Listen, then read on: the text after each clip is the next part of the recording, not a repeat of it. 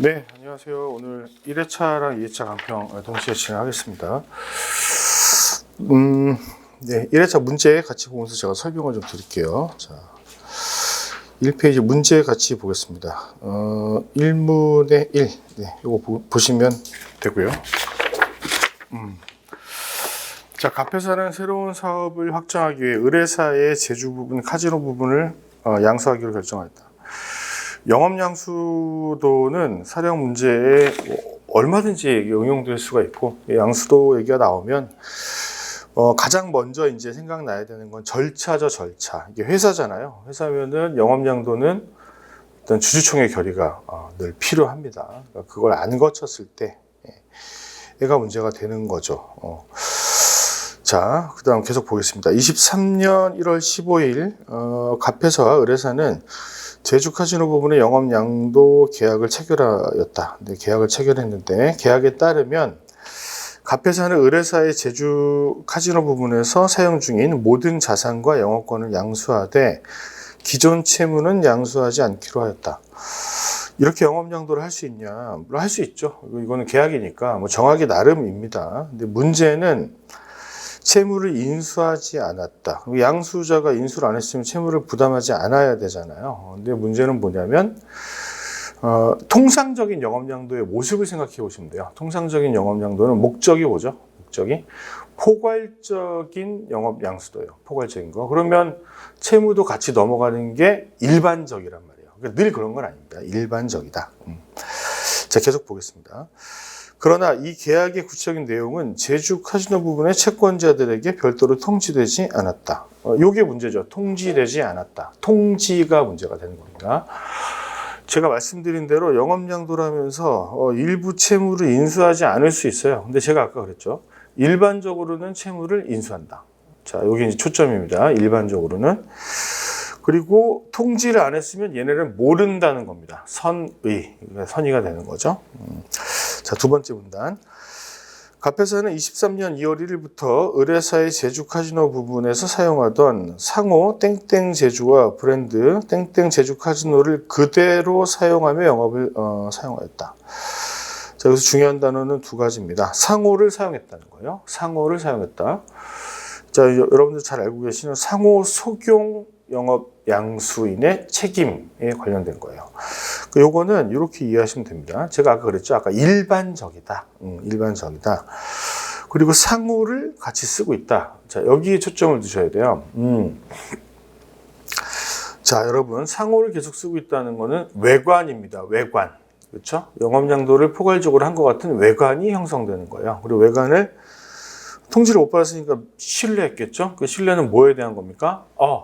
채무를 인수했겠군. 그쵸? 뭘 몰랐다고 표현할 수 있는 거죠? 채무를 인수했다라고 착각한 거잖아요. 뭘 몰랐다고 얘기할 수 있어요? 면책적 채무 인수가 없었다는 것을 몰랐다는 거죠. 자, 이해되십니까? 선생님들? 자, 오케이, 좋아요.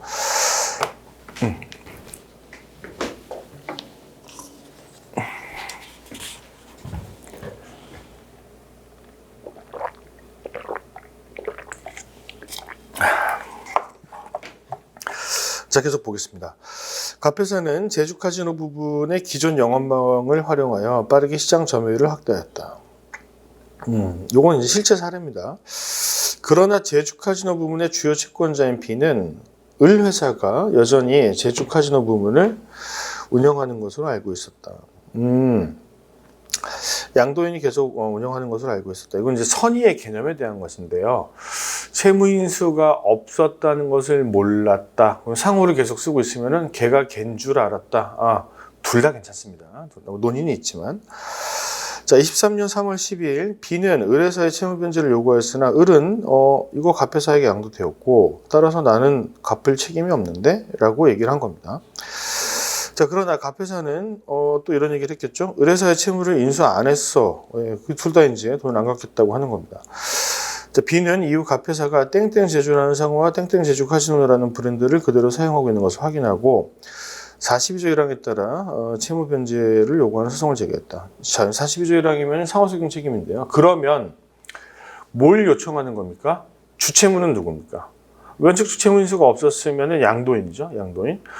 그리고 42조가 적용이 되면 어떻게 되는 겁니까? 부진정 연대 책임을 부담하는 거죠. 양수인이 둘 다에게 청구할 수가 있다. 한편 의뢰사는 제주 카지노 부분을 갑회사에게 양도한 이후 4월 1일 인근 지역에서 새로운 카지노 영업을 시작하였다. 자, 이런 사실관계가 나오면 선생님들은 무슨 생각을 하셔야 돼요?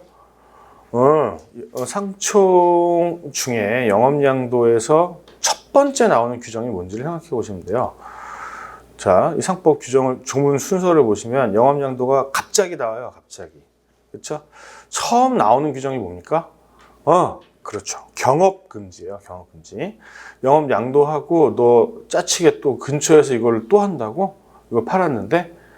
자, 여러분 영업양도는 문제가 뭐냐면 개념이 없어요. 조문에 개념이 없다는 겁니다. 정규정이 없어서 영업양도가 뭔지를 특정할 수 있어야 그 뒤에 일들을 해석할 수가 있는데 정규정이 없다. 그러면 뭐 변호사님들이 주로 하시는 표현이 있죠. 해석의 영역이 있는 겁니다. 해석의 영역. 판례가 영업양도가 뭔지를 뭐로 정의하는지를 잘 이해를 하셔야 됩니다. 그건 뒤에서 이제 우리가 일반론 볼 때 보도록 하고요. 어쨌든 그 영업양도가 판례가 얘기하고 있는 영업양도가 맞다면 이거 하면 안 되죠. 근데 했다는 것은 경업금지 의무를 위반한 거예요. 위반한 거다. 그럼 또 문제가 뭐냐? 하지 말라고 되어 있죠. 어떤 특정 행위를 금지하는 규정이 있어요. 그러면 그 특정 행위를 했을 때의 효과, 내가 뭘 할 수 있다라는 규정이 있어야 되는데 그게 없어. 그것도 해석의 영역이거든요. 자, 근데 선생님들 답안지에는 경업금지 의무 위반했으니까 바로 영업 폐지 청구할 수 있다. 그렇게 쓰면 안 되는 거예요. 관련 규정이 없어 해석에 따르는데 판례는 이렇게 된다고 보고 있다. 그래서 양수도 계약 해지한다거나 손배 청구한다거나 영업 폐지 청구한다거나 이런 거거든요. 그런 표현을 반드시 쓰셔야 됩니다. 선생님들 답안지에 그런 게 없는 경우들이 종종 있다. 그게 논점이 되는 이유를 써야 됩니다. 이유를. 자, 계속 볼게요. 자, 계속 다음 문단입니다. C를 비롯한 의뢰사의 주주들은 이번 양도로 인해 의뢰사의 모든 기존 영업 활동이 사실상 종료된 것에 주목하였다. 제주 카지노 부분은 의뢰사의 주요 사업 부분이었으며 이 부분의 양도는 의뢰사 영업을 폐지하는 결과를 초래했다. 그러니까 이게 앞에 있었던 그 영업 양도의 개념, 제가 얘기했던 그 개념과 연관이 되어 있어요. 문맥의 흐름을 보면 이제 그런 걸 논점으로 요구하는 것 같아요. 의뢰사의 제주 카지노 부문. 그러니까 이제 의뢰사가 여러 가지 영업을 하고 있는데 카지노도 있는 거죠. 이게 3회 문제였나요? 3회 문제에 여기서 이제 처음에 이제 논의가 이제 생긴 건데 374조 있죠, 여러분들. 영업양도 규정을 보시면은 그렇게 되어 있습니다. 영업의 전부 1호에 보시면 영업의 전부 또는 중요한 일부의 양도라고 되어 있어요. 그렇죠? 영업의 전부 또는 중요한 일부 양도라고 되어 있습니다. 그 뒷부분 있죠? 중요한 일부의 양도. 그게 문제입니다. 저도 오랫동안 했겠죠? 법 공부를. 이 중요한의 해석을 본 적이 없어요. 본 적이 없습니다. 왜냐하면 판례가 없었기 때문이죠. 저는 이제 정찬영 교수님 책으로 공부를 했는데 그 책에도 없어요. 당시에 판례가 없기 때문에. 그래서 3회에 이 문제가 처음 등장을 했는데 이런 느낌이었단 말이지. 이런 느낌. 사람들이 당시에 생각했을 때 그러니까 갑 주식회사가 있어. 이렇게. 그리고 얘가 1이라는 영업을 합니다. 이거 하나만 해요. 하나만 하는데 이 영업 부분에서 예를 들어서 이제 부산 사업 분야, 부산에서 이거를 이렇게 양도하는 게 이게 일부 양도인가? 이런 생각을 했었더랬죠, 사람들이.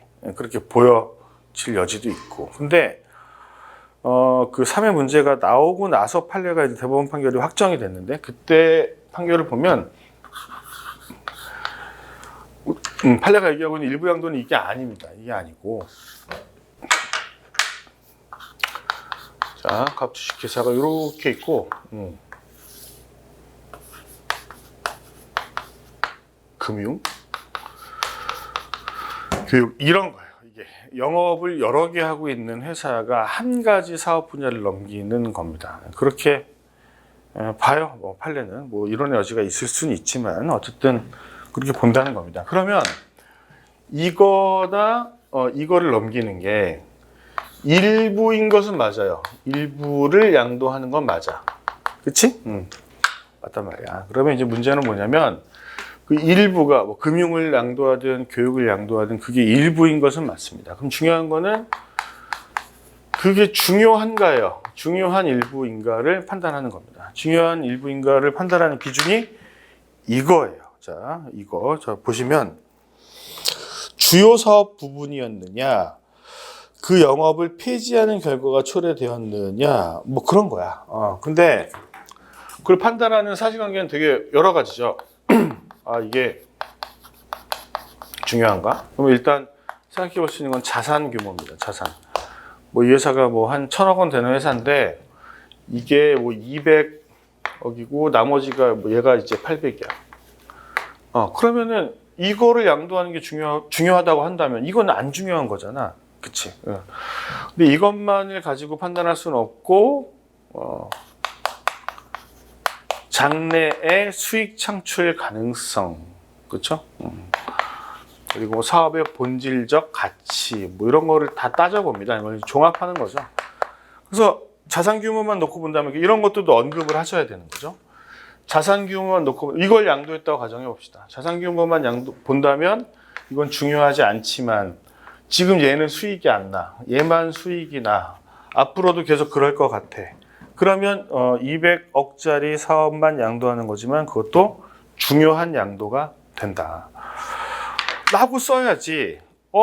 이게 뭐 교육이 더 중요하고 얘네가 뭐 저 주력 사업이어서 그렇게 언급을 하시면 안 된다. 그러니까 자산에 비추어 보면 그렇지 않을 수 있겠으나 본질적 가치의 측면에서 본다면 얘만 지금 플러스에 있고 향후 수익 창출 가능성이 있다. 이런 얘기를 꼭 쓰셔야 됩니다. 그래서 이런 얘기를 굳이 하는 거예요. 선생님들이 문제에. 주요 사업 부분이다. 이 회사, 의뢰사 영업을 폐지하는 결과가 초래되었다.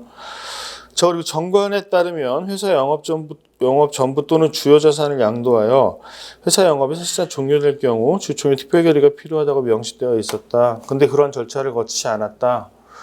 절차를 거치지 않았다는 문제는 항상 뭐로 이어집니까, 여러분? 전단적 대표행위. 그렇죠? 전단적 대표행위. 이렇게 두 덩어리가 되는 거죠. 시험 문제가 나온다면 의사 결정에 대한 문제가 나와. 이 의사 결정은 뭐 이사회가 될 수도 있고, 그렇죠? 주총이 될 수도 있고, 뭔가를 해야 되는데 제대로 안 했어. 그러면 이 의사 결정에 터잡아서 대표가 해야 되는 행위가 있잖아. 그 행위의 효력이 문제가 되는 겁니다. 이해하셨죠? 네네. C는 주총의 결의 없이 영업양도가 이루어진 것이 회사법상 절차를 위반한 것이라고 주장하며 4월 5일에 영업양도 계약의 무효 확인. 계약이 무효냐? 무효죠. 절차가 거치지 않으면 무효입니다. 그리고 이런 경우에는 상대방이 선이라고 하더라도 보호를 못 받아요. 결론은 알고 계시죠. 또한 C는 의뢰사가 갑회사에 양도한 영업과 동일한 영업을 인근 지역에 새롭게 개시함으로써 경업금지 의무를 위반했다고 주장하면서 문제를 제기했다. 자, 경금지 의무를 위반한 것 같아요. 근데 같은데 문제는 뭐라고요? 효과에 대한 얘기입니다. 자, 1문. B는 갑회사를 상대로 채무 변제를 요구할 수 있는지 여부. 상호 적용 책임. 그리고 2번. 제주 카지노 부분을 양도한 후 인근 지역에서 동일한 카지노 영업을 개시한 경우. 경업. 갑회사는 의뢰사에 대해 상법상 어떠한 권리를 행사할 수 있는지. 규정이 없어서 해석에 따름. 자, 3번. 주주총회 결의를 거치지 않은 의뢰사 영업양도는 어떠한 효력을 가지는지 논하고. 무효임. 주주인 C가 이와 관련하여 의뢰사와 갑회사 간의 영업양도 계약의 무효를 주장할 수 있는 여부를 논하시오.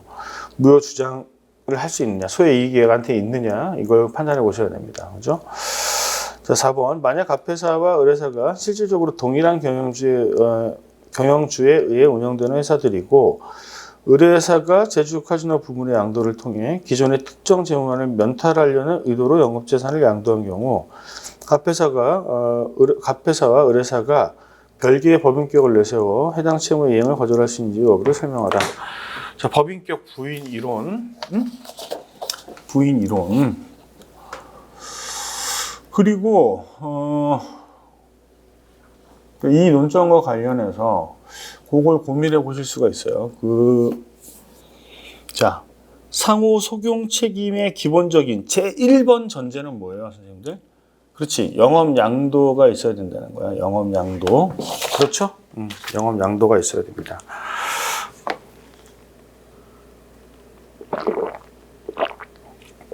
그렇죠? 영업 양도가 있어요. 이건 이제 참고로 해보는 얘기예요.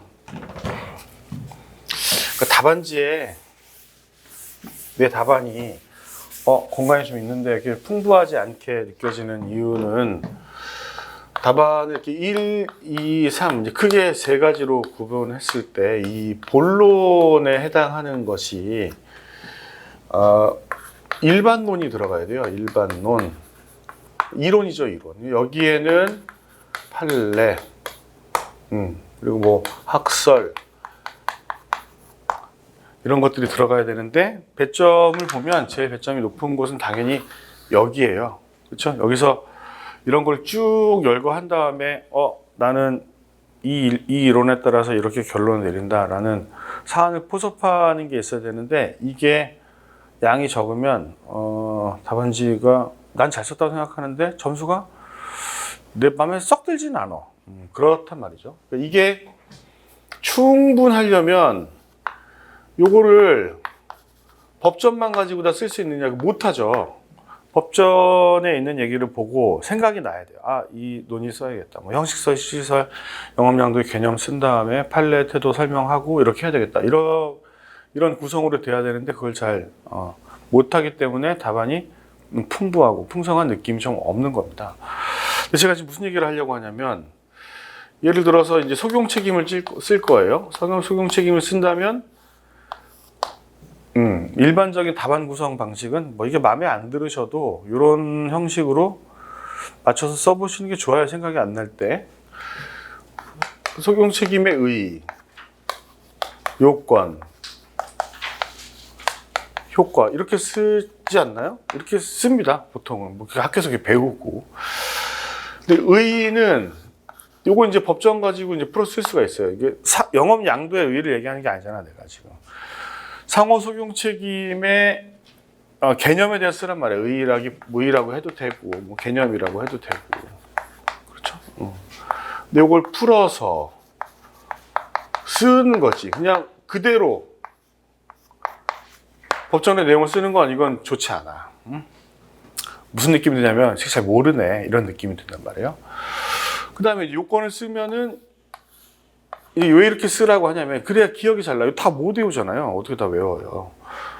외우실 수도 있겠지만 비효율적이잖아. 그것도 이거 상법 아니야? 상법? 뭐 다른 거 하느라 바쁠 텐데. 자, 요건은 내가 드리는 답안은 저거 되게 길잖아. 이건 그냥 참고만 하세요. 참고만 하시고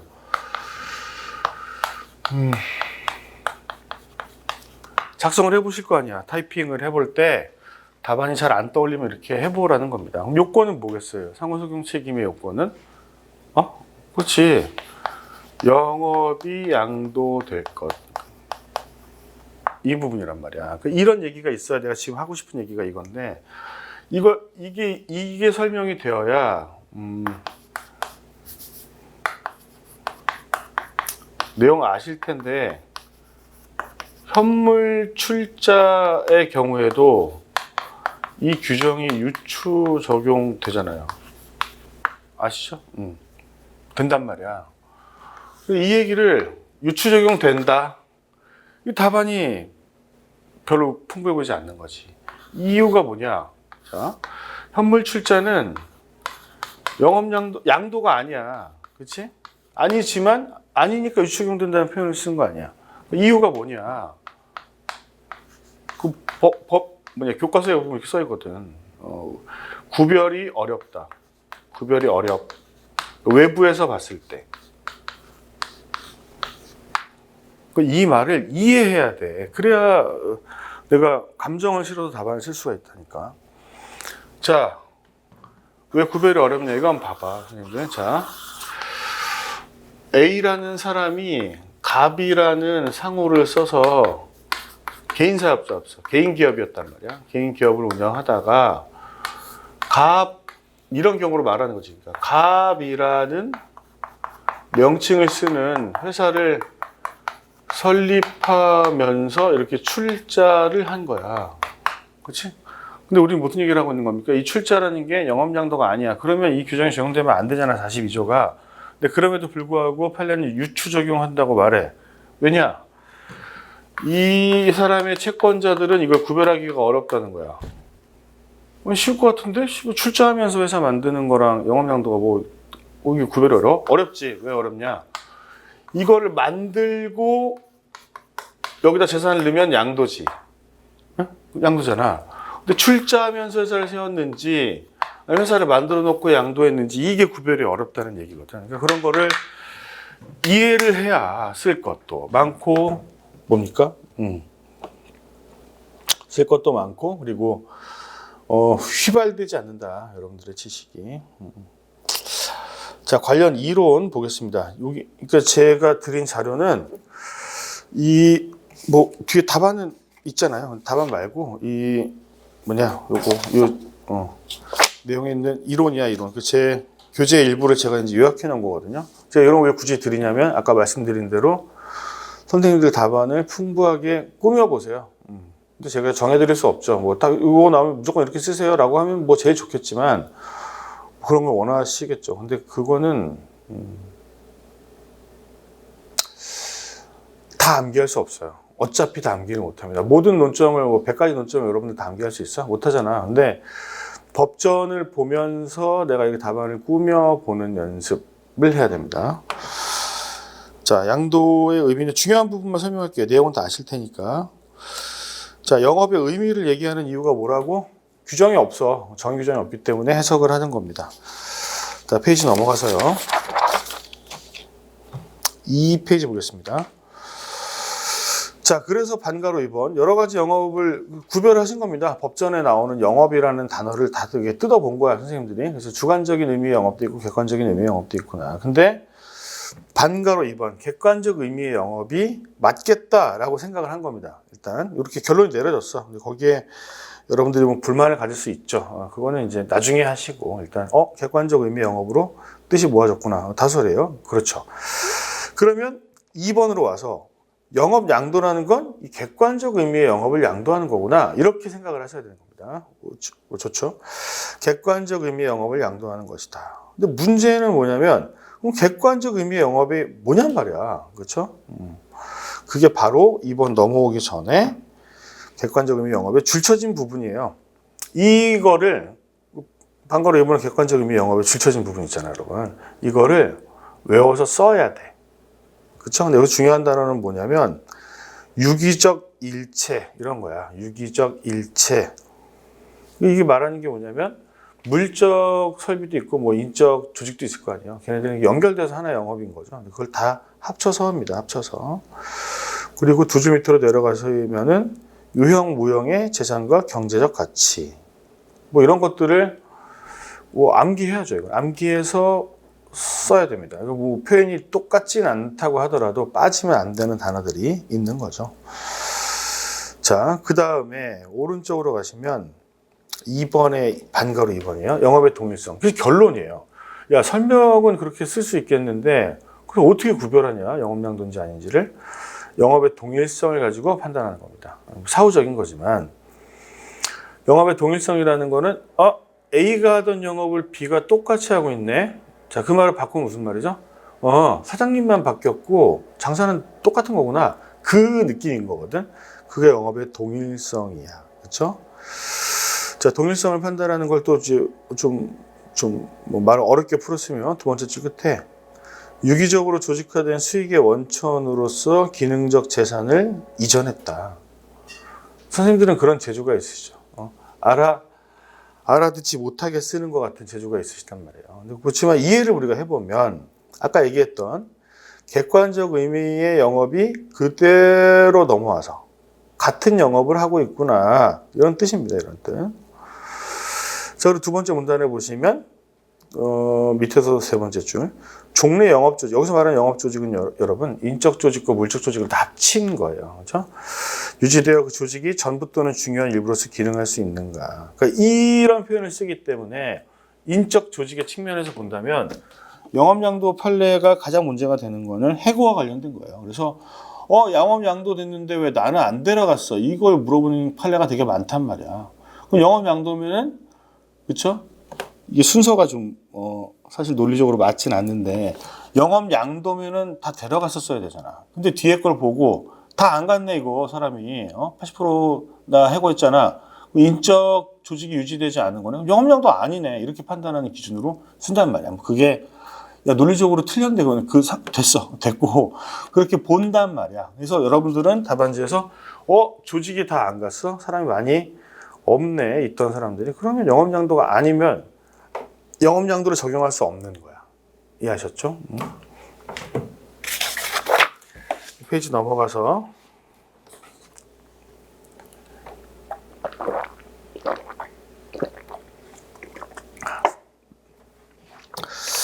네, 제가 감기운이 좀 있습니다. 그러니까 이렇게 비실비실하지? 아파요. 자, 왼쪽 방가로 3번에 보시면 회사법상 영업양도의 관계.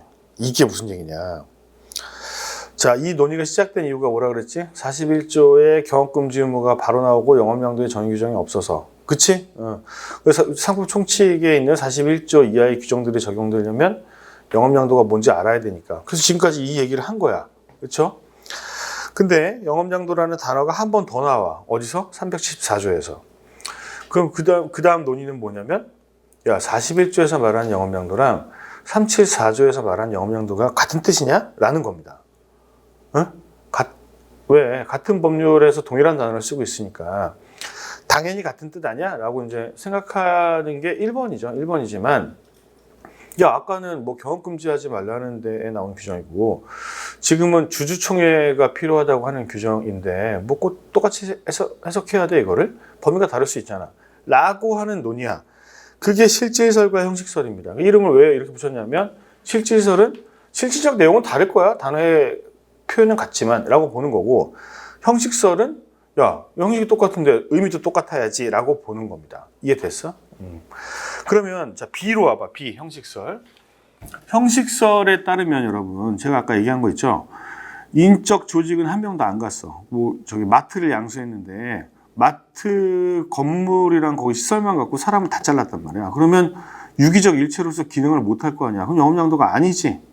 맞잖아. 응? 영업양도가 아니잖아.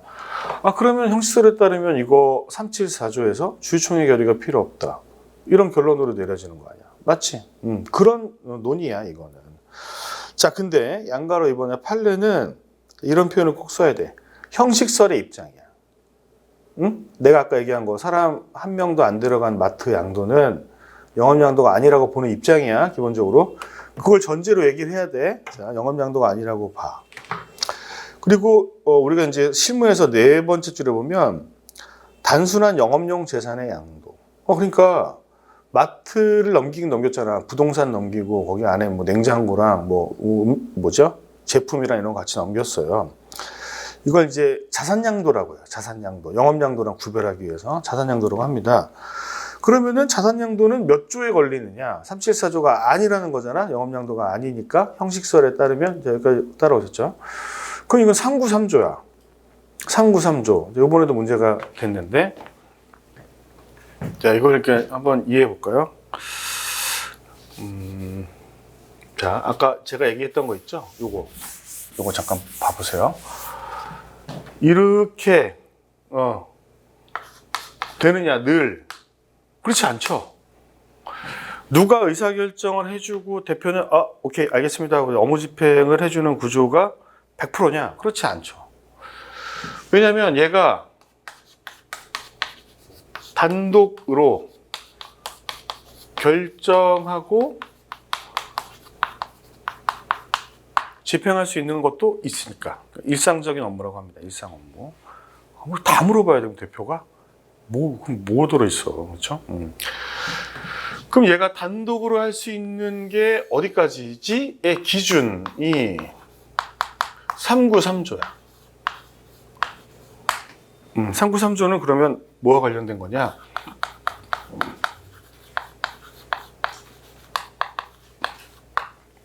이사회의 권한과 관련된 거예요. 좀 보세요. 봅시다. 이사회 권한과 관련된 거야. 그러니까 여기에 해당하면 이사회 권한인 거야. 그렇죠? 앞에 조문 보시면 예시적으로 열거되어 있잖아. 중요한 영업용 재산의 양도, 뭐 지배인의 선임 해임, 뭐 지점의 설치 이전 폐지 하고 맨 끝에 뭐 들어가 있지? 등. 자, 이거 이제 이걸 뭐라고 얘기하냐면 열거인데 예시적 열거라고 불러지, 그렇죠? 요거 이제 반대되는 말이 한정적 열거입니다. 법 조문을 만들 때 요것만이라고 하면 한정적 열거죠. 근데 요런 것들이 예지. 그러니까 이것들에 준하는 정도. 일부러 이렇게 만드는 거예요. 왜냐? 다 쓸 수 없기 때문에 일시적으로 열거한 거야. 그렇죠? 그러니까 얘네 권한은 굉장히 포괄적이고 광범위해. 그렇죠? 거기 없는 애들, 예시적으로 열거되지 않은 것이라고 하더라도 우리가 일상적으로 중요하다고 판단할 수 있는 것이라면 무조건입니다. 무조건 이사회가 결정을 해야 되고, 요거는 대표이사한테 위임도 못해. 위임하면 위임하면 위법한 겁니다, 이거는. 자, 그러면 여기에 들어가지 않는 정도의 안 중요한 일이야. 들어가지 않는 안 중요한 일이면 얘가 단독으로 결정하고 집행하는 거지. 그지? 그러니까 자산 양도는 뭐 잘 모르겠지만 뭐 아주 작다면 대표이사의 권한일 수도 있어. 근데 통상적으로는 회사 걸 뭘 팔아먹는데 대표가 단독으로 결정한다는 게 좀 그렇잖아. 그러니까 이사회의 권한인 거야. 자산 양도는 지금 이거 얘기하고 있는 거예요. 자산 양도는 이사회의 권한이 맞아. 형식설에 따르면 이거는 374조가 걸리는 애가 아닌 거지. 이게 들어가는 게 여기 걸리는 애가 아니란 말이야. 이해하셨죠? 근데 판례가 뭐라고 얘기하고 있어? 내가 이 얘기를 하고 싶은 거야. 맨 밑에 문제 한번 보시면, 그러나 영업용 재산의 양도로 해당 영업이 중단 또는 폐지되는 경우라면 이사회 결의가 아니라 393조가 아니라 374조의 특별 결의가 필요한 것으로 본다. 본다야 본다. 그 무슨 얘기냐면, 자, 이거는 동의하지 여러분?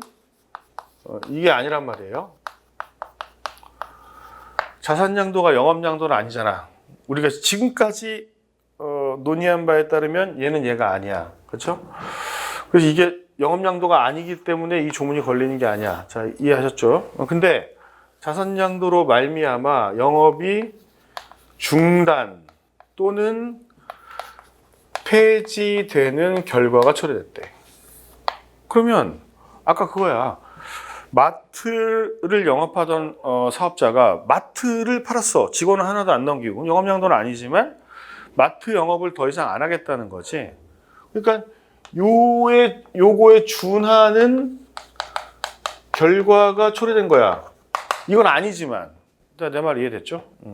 아니지만 여기 준하는 결과가 초래됐단 말이야. 영업이 중단 또거나 폐지됐다는 거는 내가 이제 회사가 사업을 안 하겠다고 선언하는 것과 똑같으니까. 그래서 이 경우는 요거를 적용한다라고 말하면 안 되지. 영업 양도가 아닌데 374조를 준하는 거니까. 아닌데 적용하는 거야. 아닌데 적용? 그걸 우리가 뭐라 그래? 준용하거나 유추 적용한다. 그러니까 이런 표현도 잘 써야 돼. 374조가 적용된다. 374조가 적용되는 상황이다. 그렇게 쓰면 안 되지. 아니라고 내가 앞에서 실컷 떠들었는데. 이런 표현을 쓴단 말이야. 준용 내지 유추 적용한다. 그러니까 아까 얘기했던 이거 있죠, 이거? 현물 출자에도 준용 유추 적용한다. 아닌데 적용하는 거니까. 그러니까 내가 지금까지 이 얘기를 왜 했는지를 생각해 봐봐, 여러분. 그러니까 디테일인데, 디테일? 근데 이제 상법만 오래 하신 분들, 나 같은 사람, 보면은 이 사람이 잘 모르는데 외웠었다는 느낌이 좀 있어요. 그러면 안 돼. 근데 이렇게 쓰면, 이 친구 되게, 면밀하게 파악하고 있구나, 이 논점을. 이런 느낌을 주거든.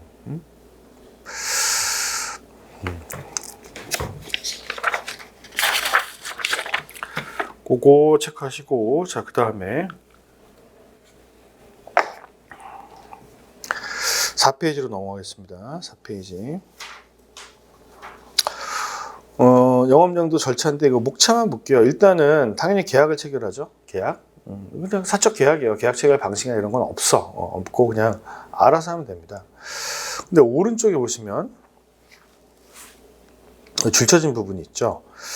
회사는 이런 절차가 있죠. 다만 주주총회 결의를 거치지 않아 영업양도가 무효인 경우 무효가 됩니다. 그렇죠? 전단적 대표 행위로서 무효인데 이걸 회사가 주장할 수는 있지. 당연히 회사가 주장할 수 있는데 주주가 주장할 수 있느냐? 요게 중요한 판례란 말이야. 없어.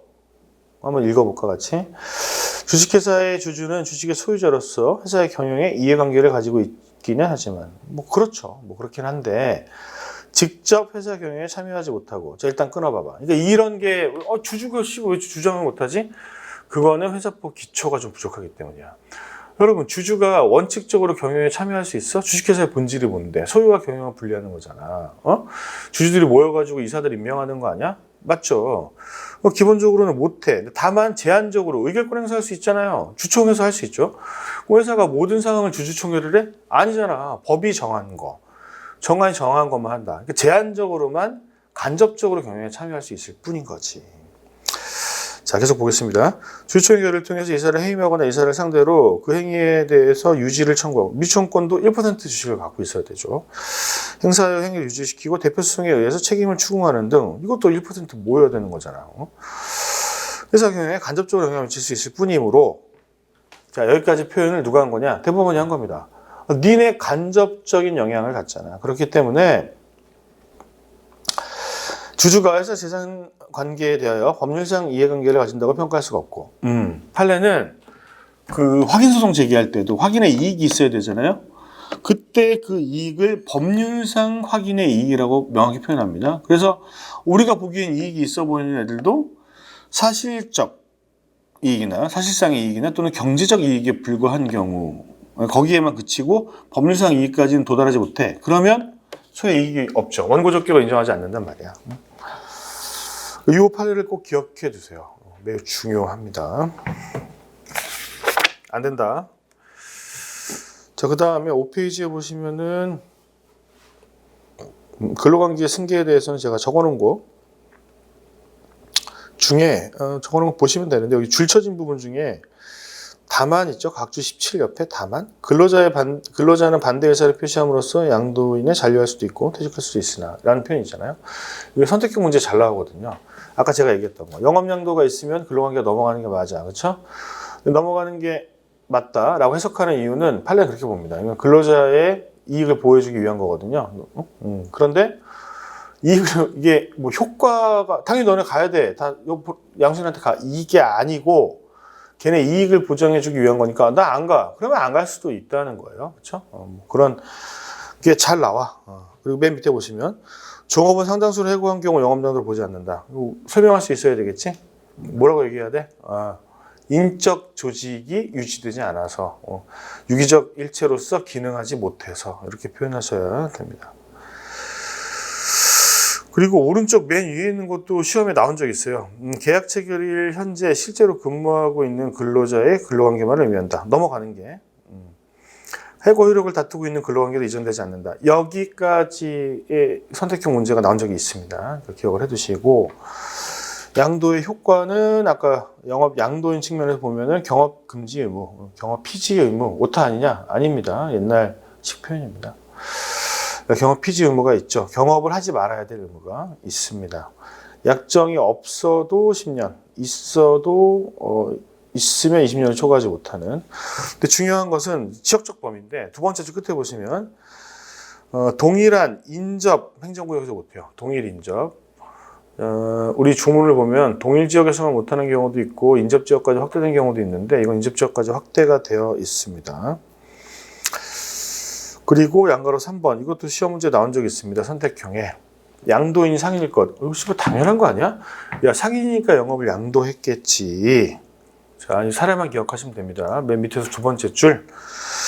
농업협동조합이 도전공장을 양도했다. 농협이에요, 농협. 그럼 얘네 경업금지는 부담하냐? 안 하죠. 안 합니다. 농협은 상인이냐? 아닙니다. 농협의 농업협동조합법이 있을 거 아니에요. 목적 조항을 보시면 본질이 비영리입니다. 그래서 기본적으로 특수법인이죠. 특수법인. 조합이잖아요. 상인이 될 수가 없는데 상법을 적용하긴 해, 안 해? 합니다. 왜 그래요?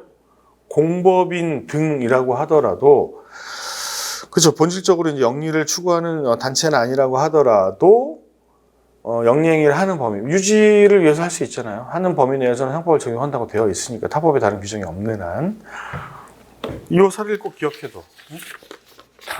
좀 나쁘죠? 농협이 도전공장을 양도했는데 거기 똑같은 지역에 도전공장 또 해. 그러면 양수인 입장에서는 빡칠 거 아니에요. 근데 아니라고 본 겁니다.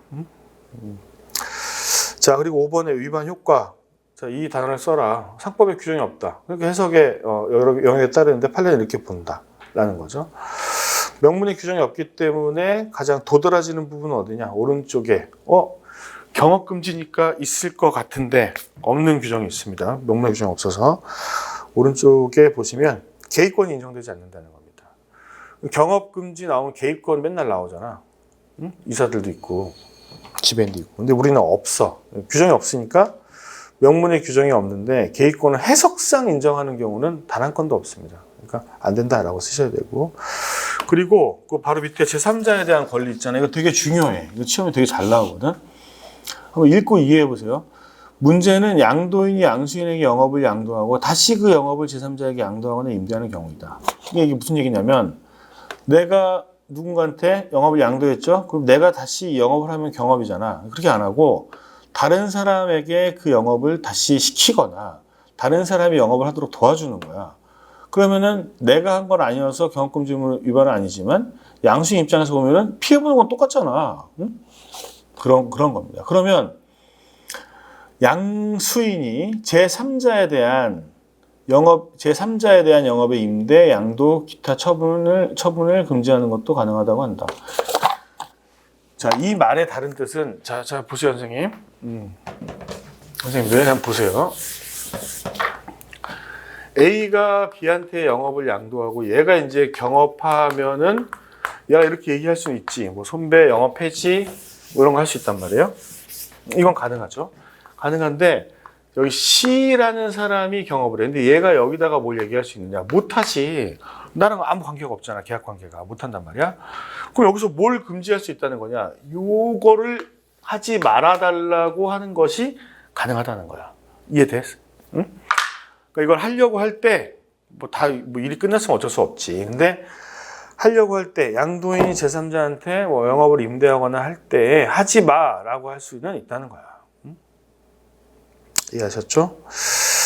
영업 양수인의 책임, 면책적 채무인수가 없어야 된다. 뭐 그래야 이 규정이 적용되지. 면책적 채무인수가 있으면 걔가 책임지면 되잖아. 이해됐죠? 그 다음에 7페이지 보시면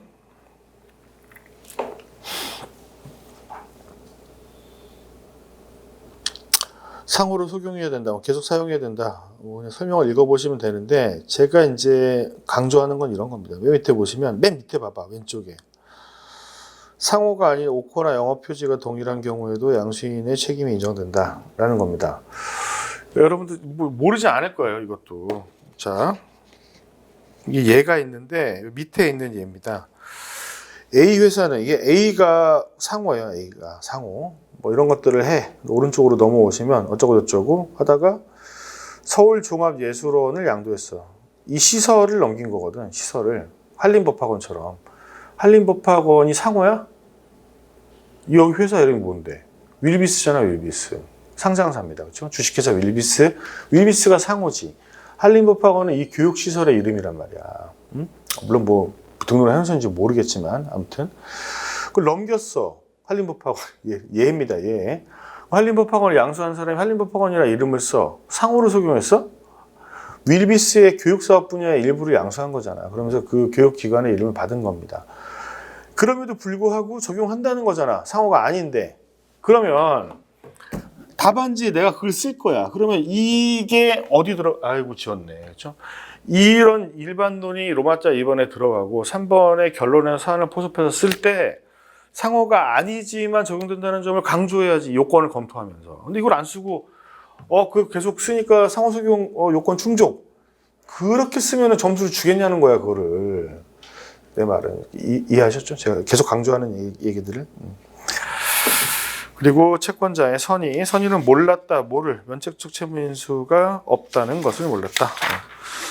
정리하시면 되고, 그리고 오른쪽 페이지 넘어가서 오른쪽에 양가로 3번에 상호를 적용하지 않는 경우, 이건 조문 내용 정리한 것이니까 잘 보시면 되는데,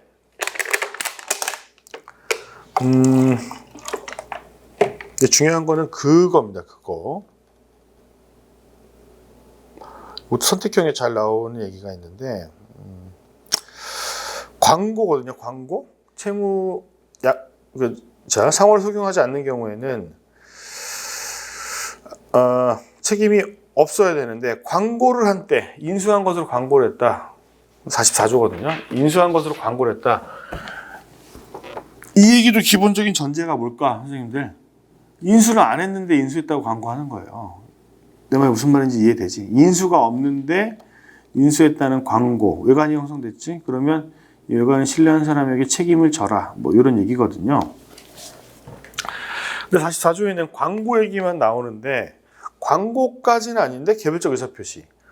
누군가한테 얘기했단 말이야. 나 채권 인수했다고. 실제로 인수하지 않았는데. 그럼 걔한테는 책임을 져야 되지 않을까요? 라고 해석하는 겁니다. 우리가 아주 엄격하게 물리적 해석을 하면, 아니 44조에 그런 얘기가 없잖아 라고 얘기할 수 있죠. 근데 이걸 확장해서 해석을 하는 겁니다. 판례가. 응?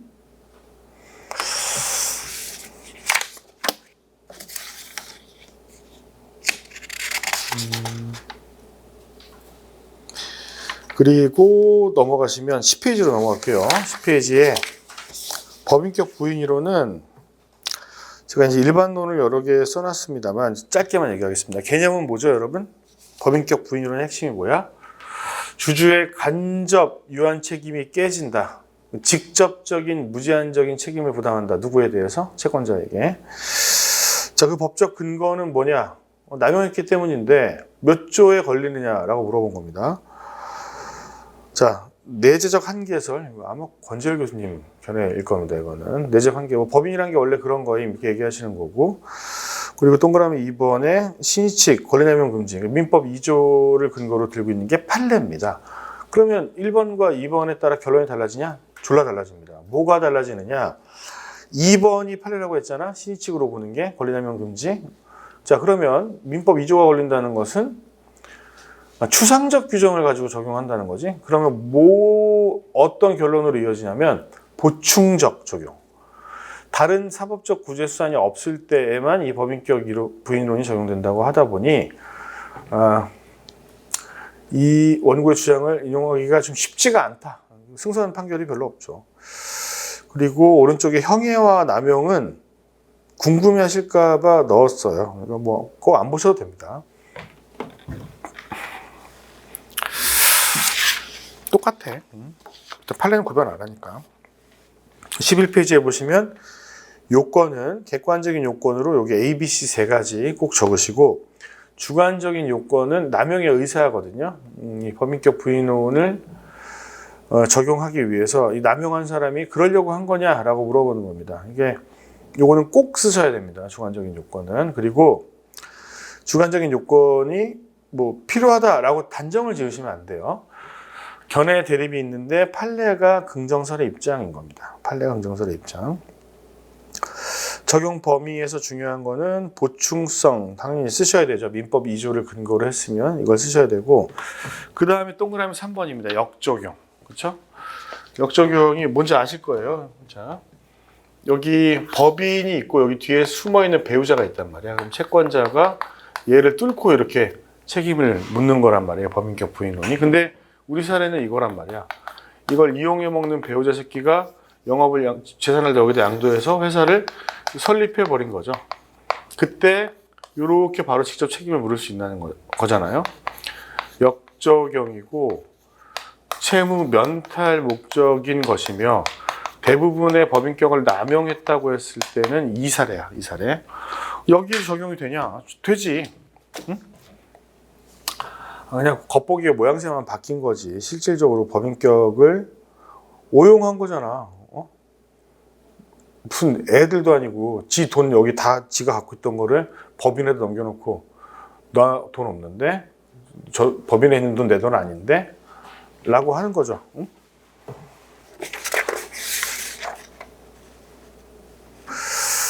네, 그래서 이 일반론을 가지고 13페이지에 보면은 이런 거 있잖아요. 이런 거 여러분. 응? 제가 논점을 따로 정리해 놓은 거거든. 요거 맨 뒤에 이걸 가지고 답안을 시험 보고 안 써볼 거야? 그런 의미가 없어요. 여러분들 시험 보고 나 실력 체크하러 왔다. 지금 안 돼. 지금 그렇게 체크할 때가 아니야. 지금은 답안을 물론 내가 어디 있는지를 확인하는 건 중요하지만 지금은 답안을 작성하는 방법을 연습하는 겁니다. 그래서 이걸 보시고 써봐. 뭐 아예 못 쓴 것도 있을 거 아니야. 써보고 제 답안이랑 굳이 비교할 필요는 없습니다. 써보고 저한테 보내주세요. 그럼 제가 평가해 드릴게요. 다시 쓴 것도 오늘 시험 본 것뿐만이 아니라 아시겠죠? 5분 쉬었다가 2회 간평하겠습니다.